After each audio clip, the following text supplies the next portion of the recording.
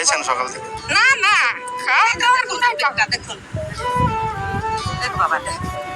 তাহলে দিদি কি সাহায্য করছে? লক্ষ্মীর ভান্ডার দিচ্ছে বলে কি সাহায্য হয়ে যাচ্ছে? তাহলে দিদি যে চাষ, আমরা যে চাষ করছি, আমাদের না চাষ হলে আমরা কি করবো? সংসার কি করে চালাবো আমরা? সংসার তো চালাতে হবে।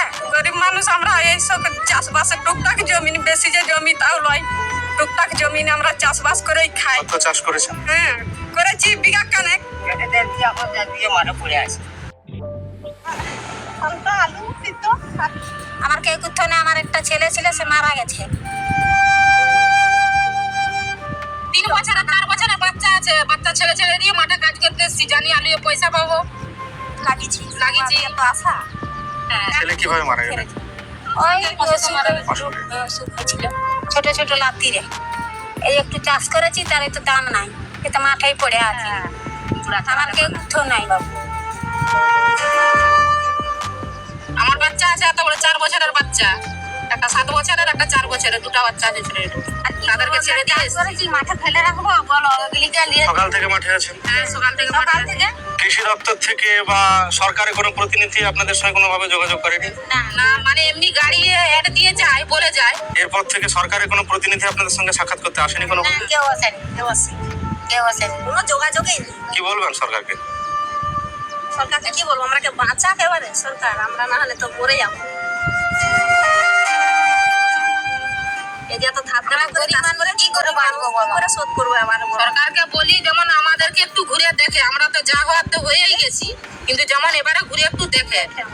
আমি চেষ্টা করব এই কথাগুলো যাতে বেশি বেশি করে মানুষের কাছে পৌঁছায়, সরকারের কাছে পৌঁছায়। মাঠে 4 বিঘা পড়ে আছে, এখনো পড়ে ওই 4 বিঘে আলু কি বিক্রির জন্য কোনো পরিকল্পনা হয়েছে? না, বিক্রি হয়নি। তোর যাবো বলে এক গাড়ি আজকে লোড করেছিলাম, তোর থেকে ঘুরে এসে ঘরে আমার পড়ে আছে। মানে স্টোর থেকে আলু ব্যাক করে দিচ্ছে? ব্যাক করে ঘুরে এসে মানে দুঃখ অবস্থা, ঘরে আমার পড়ে আছে, গাড়ি আমার লোড করাই আছে। সেই আলুগুলোর পরিণতি কি হবে? সে তো খারাপ হয়ে যাচ্ছে, না নষ্ট হয়ে যাচ্ছে তো। নষ্ট হয়ে যাচ্ছে? হ্যাঁ, কালকে পরশুদিন গাড়ি লেগে এসে কালকে রাত্রে ঘুরে চলে এসে ঘরকে এসে আমার ঘরে 2টা গাড়ি দাঁড়িয়ে দেখবে চললাম, ইচ্ছা কথা। আপনার বয়স কত? আমার বয়স 78 বছর। 78 বছর বয়সে আপনি চাষ করছেন? হ্যাঁ, দাদা আছে। হ্যালো বন্ধুরা, দেখো তোমরা এখন যে ভিডিওটা দেখলে, সেই ভিডিওটা দেখে বুঝতে পারছো যে একজন কৃষকদের অবস্থা কতটা খারাপ অবস্থাতে। ঠিক আছে, এবার এখানে সরকারের হেল্প করা উচিত। সেই সরকার যে কোনো পার্টির থেকেই হোক না কেন, যেই হোক না কেন, সরকারের হেল্প করা উচিত। কারণ এই কৃষকে কিন্তু এই আলুগুলো উৎপাদন করে বলেই এখন মার্কেটে আলুর দাম কম আছে। যদি এরকম উৎপাদন যদি না হতো তাহলে মার্কেটে কিন্তু আলুর দাম থাকতো না। তুমি ভাবো, এদের যে ছেলেমেয়েরা আছে পরবর্তীতে গিয়ে তখন ওরা কি চাষবাসের দিকে এগোবে? তারা যদি দেখে এরকম।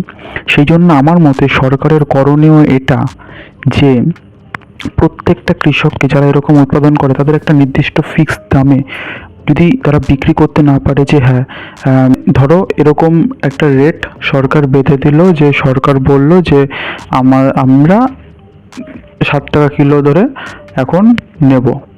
এবার যে কৃষক সে তখন দেখবে যে 60 টাকা কিলো ধরে সরকারের কাছে বেচার থেকে সে যদি অন্য কোথাও ওর থেকে বেশি দামে বেচতে পারে তাহলে সেখানে বেচবে, যদি না পারে তাহলে যাতে সরকার তাদের কাছ থেকে 60 টাকা কিলো ধরে আলুগুলো কেনে। মানে 60 টাকা মানে কি এখন যে রেট অনুযায়ী যাতে কৃষকদের সেরকম লাভ হয় বা কৃষকরা যাতে পরবর্তীতে ফসল উৎপাদনের জন্য এগিয়ে আসতে পারে, এই সমস্ত সরকার যে এই যে টাকা পয়সাগুলো এই যারা খাটছে কৃষকরা, এদেরকে তো তাদের কাছ থেকে আলু কিনে এবার তাদেরকে টাকা পয়সা দিয়ে হেল্পও করতে পারে। তাহলে কি কৃষকদের মনেও বল থাকবে, তারা উৎপাদনের দিক থেকেও এগোবে, সরকার সাথে তাদেরকে হেল্পও করছে। তাহলে কি আমাদের প্রত্যেকটা জিনিসপত্রের দামও কম থাকবে। এরকম করা উচিত প্রত্যেকটা সরকারের। না, সেটা তো করবে না, খালি এদিকে প্রত্যেকটা কোনো সরকার কম কোনো সরকার বেশি এরকম করে আর কি টাকা পয়সা এদিকে ওইদিকে লাগাবে আর কি। তাও ভালো কাজে তো লাগাবে না। কেউ হয়তো এই সরকার হয়তো একটু কম লাগায়, কোনো সরকার একটু বেশি লাগাবে, এরকম আর কি বিষয়। কি আর বলবো, এখানে যে কোনো সরকারই হোক না কেন আমার তো মতে এই করা উচিত।